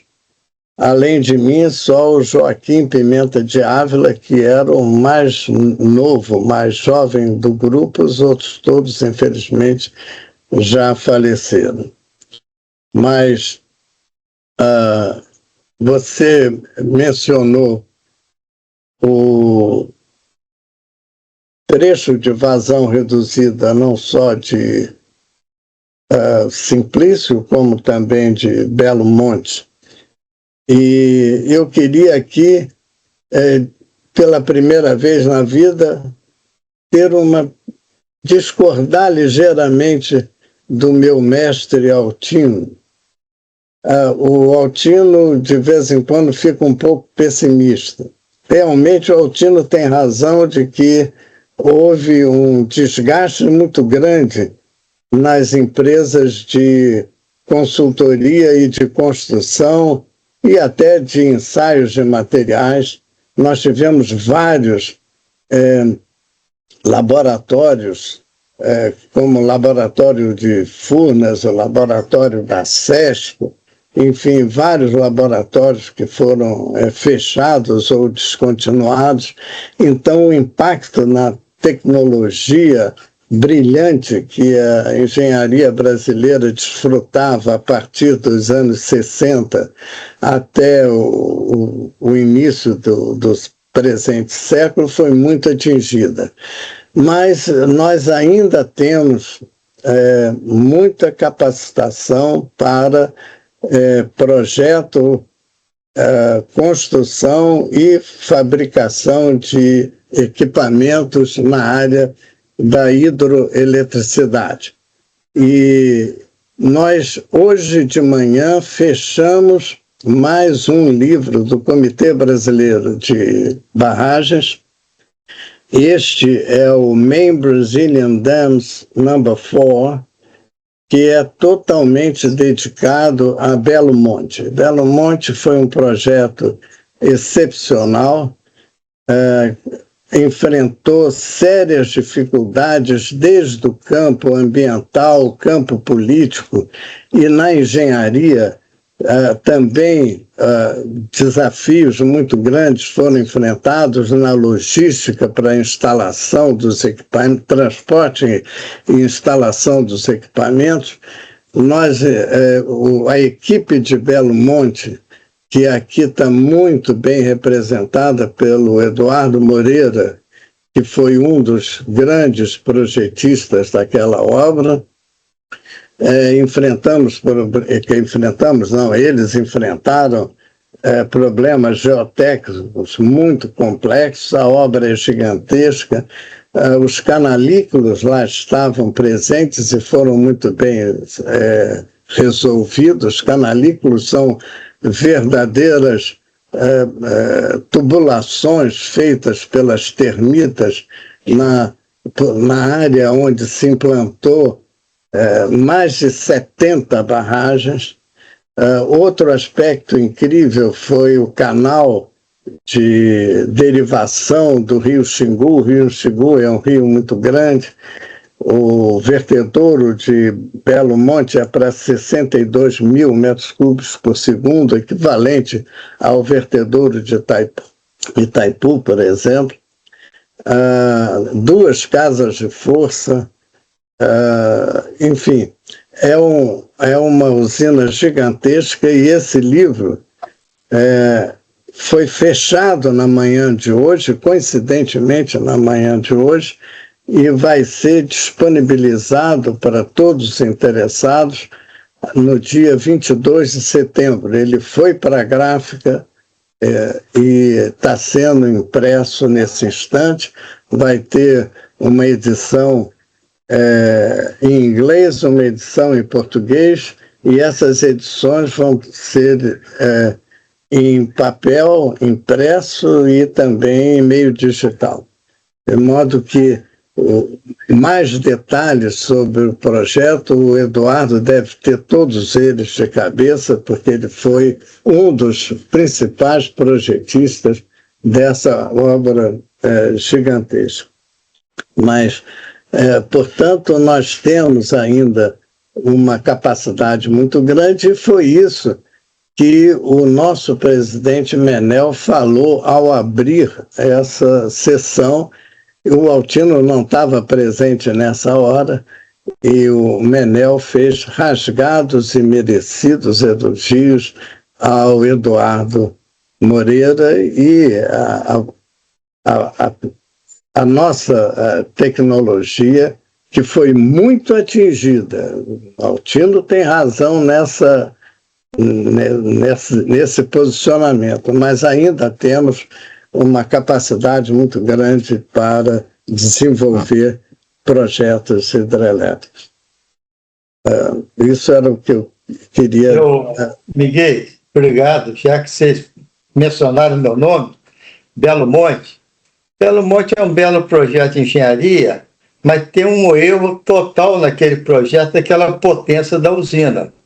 Não foi você que fez o erro. Não, eu deixei escrito, na época eu estava na Eletronorte, no final da década de 70, eu deixei escrito. Só se justifica aquela potência com reservatórios a montante. Então, em qualquer época que fosse construir reservatório montante, era possível, na usina principal de Belo Monte, ampliar a motorização. Agora, usina longe do centro de carga, de consumo, com fator de capacidade daquele porte, não se justifica. A obra é bonita, a engenharia é bonita, mas a base da economicidade ali está muito baixa. E, além disso, a usina foi dimensionada para operar a fio d'água, né? Como, aliás, nos últimos 40 anos, todas as nossas novas usinas foram dimensionadas para operar a fio d'água e agora as pessoas que entendem do setor elétrico estão arrependidas de terem deixado isso acontecer. Mas a usina de Belo Monte está operando para socorrer o sistema elétrico brasileiro e é uma operação muito complicada porque várias unidades têm que entrar e sair várias vezes por dia. O Dr. Altino menciona isso para Sobradinho, é um problema de operação muito complicado. E, no caso de Belo Monte, com aquelas unidades gigantescas, também é complicado. Eu acho que é um assunto para um outro encontro, as usinas a fio d'água. As usinas do Rio Madeira, eu fiz o inventário, uma usina era mais econômica que as duas, gerava mais energia, mas ambientalmente você nunca conseguiria aprovar. E mesmo assim, com aquela área de drenagem, de 1 milhão de quilômetros quadrados, mesmo com uma usina só, o dobro da altura, não conseguiria regularizar. Ok? Então, nós temos um sistema hoje, que é o grande reservatório nosso, é nosso sistema interligado. Mas vou parar por aqui, cada caso é um caso de usina hidrelétrica. Lembre-se que o Rio é um bem público, nós temos sempre que projetar para qual é o melhor benefício para a sociedade, benefício-custo. Com a palavra, o Flávio, quer falar? Quero sim. Eu primeiro queria, mais uma vez, cumprimentar o Marco Aurélio e agradecer a aula que ele nos deu aqui e a esperança que ele está trazendo. Eu queria pegar carona na palavra do Altino, e eu acho que eu estava querendo explorar bastante essa oportunidade. Então, eu levantei para você, quando eu fiz a minha pergunta, 2 assuntos. Um, a internacionalização, e o outro, a capacidade de você servir, eventualmente, para fornecer energia para data center. Por que isso? Porque o data center é um elemento hoje internacional, é um componente internacional do movimento de inteligência artificial do mundo. E que nós poderíamos estar participando muito melhor do que estamos, e talvez você possa ser um agente importante nessa direção. E o problema da internacionalização, eu levantei o assunto de por que não você se juntar com uma empresa que tem mais capacidade internacional do que uma pequena empresa brasileira e talvez criar um novo negócio. Um novo negócio onde você participa como o conhecimento e a capacidade de inovação, e essa empresa participa com os canais de internacionalização. Então, se a VEG é complicado, vamos procurar uma outra empresa que possa se juntar a você para levar para ver se essa oportunidade se realiza. Porque o mundo precisa de energia. você tem uma nova forma de oferecer essa energia. Então, isso poderia se juntar com o fabricante de equipamento ou com o fabricante de sistemas. Hoje, os caras estão criando usinas nucleares só para fornecer energia para data center. Então, se você tem um tamanho de data center que você consegue oferecer energia, é hora de botar na mesa. Se você não está conseguindo, se você tem muita coisa para fazer no Brasil e precisa de alguém de internacionalizar, vamos procurar alguém para internacionalizar. Eu queria voltar de novo à palavra do Altino, é uma grande oportunidade para nós voltarmos a apresentar a nossa posição de liderança com um novo projeto, que não foi pensado antes, que é novidade. Então, eu acho que o modelo de negócio de parceria pode ser uma coisa que viabilize. Eu pensei que a VEG podia ser esse caminho, porque, afinal de contas, a VEG é de casa, né? Você é de Santa Catarina, eles lá também são. E eles são um dos nossos grandes líderes. Temos a Embraer, a Petrobras, a Embrapa e a VEG. E a Vale, talvez. E então são as nossas empresas internacionais, que o resto é tudo multinacional.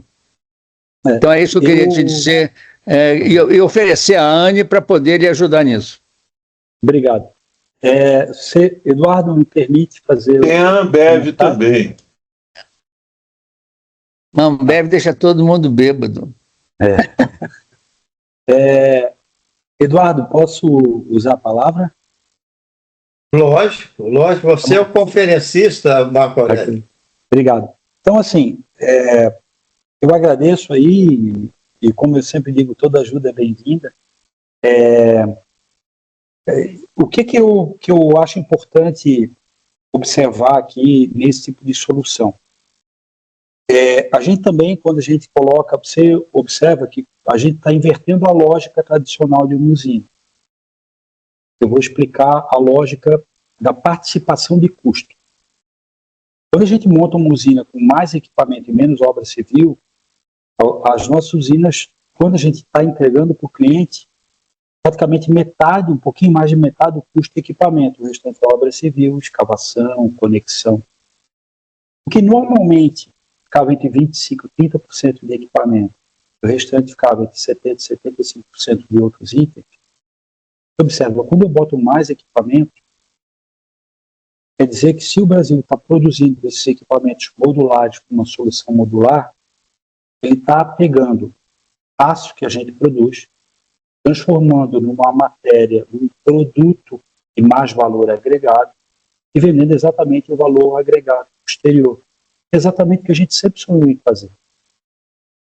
Porque efetivamente o restante de obra civil é aquele tipo de commodity que é aço, cimento. E a gente não quer ficar exportando aço e cimento. Nada contra o pessoal da siderurgia, tá? Mas então, assim, a gente está lá no mercado daí do preço da tonelada.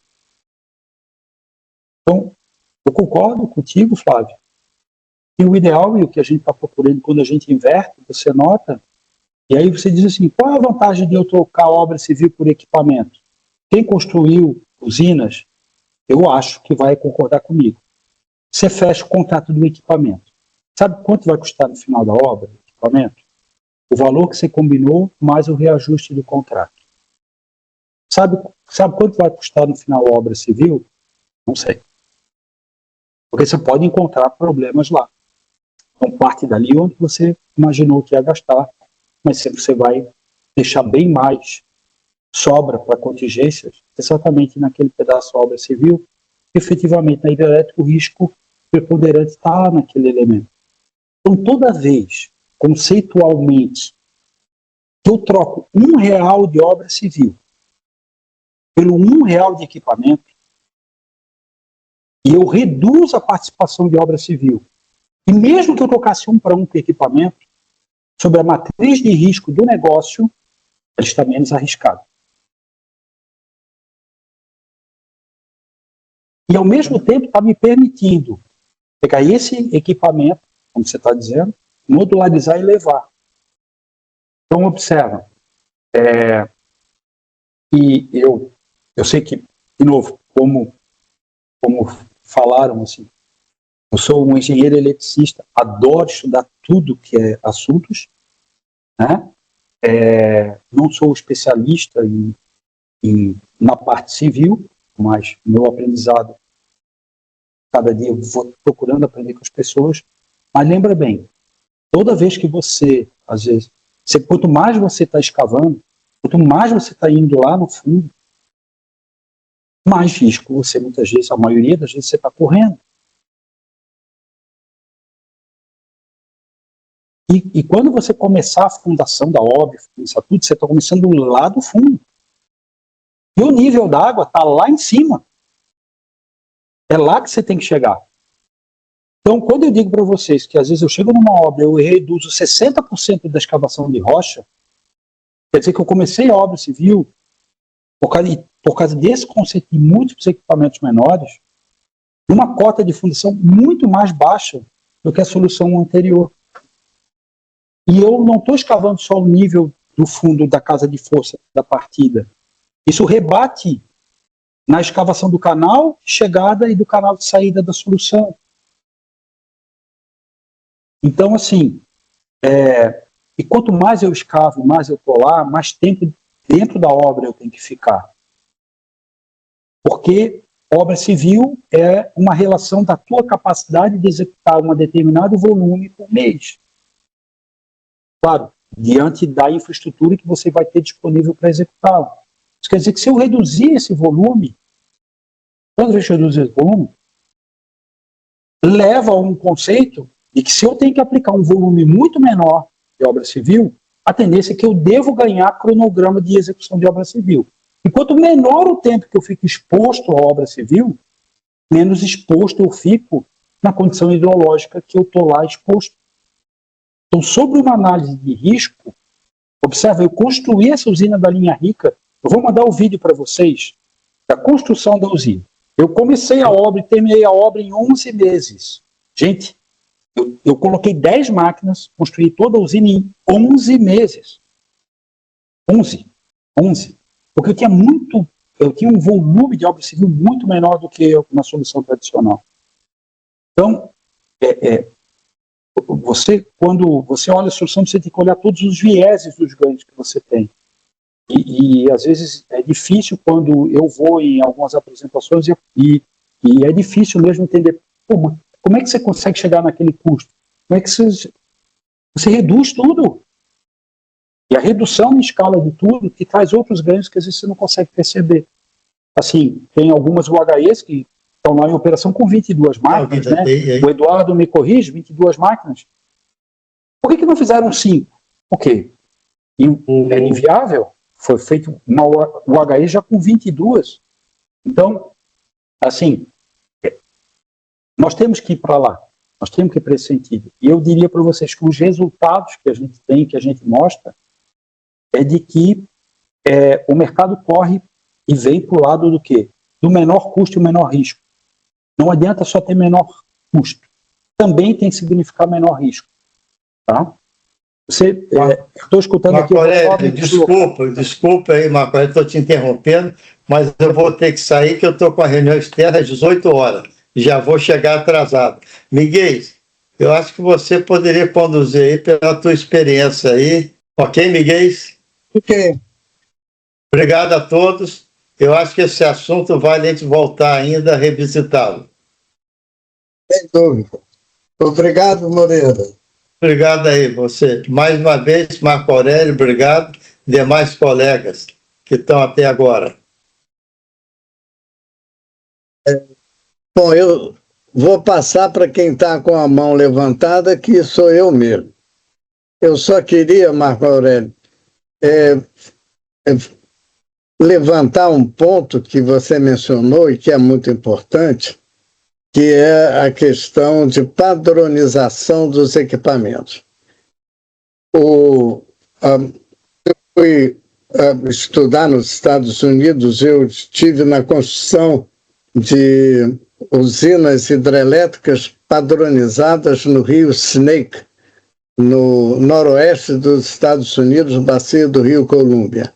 A economicidade trazida pela padronização dos equipamentos, todos os equipamentos eram semelhantes, até a escada de peixe. A escada para transporte de peixe era semelhante nas usinas. Foi uma experiência muito grande. Isso foi também, eu vi, quem vai de Zagreb para Ljubljana, isso tem várias usinas no mesmo rio que são também padronizadas. E aqui no Brasil, quem vai do Rio para São Paulo, ou até melhor, de São Paulo para o Rio de Janeiro, passa na beira do Paraíba do Sul, ali na altura de Queluz, e vê duas usinas idênticas com equipamentos padronizados. Isso traz uma economia muito grande na implantação da usina. Alguém mais tem algum posicionamento? Doutor Altino? Não, acho que está muito bem.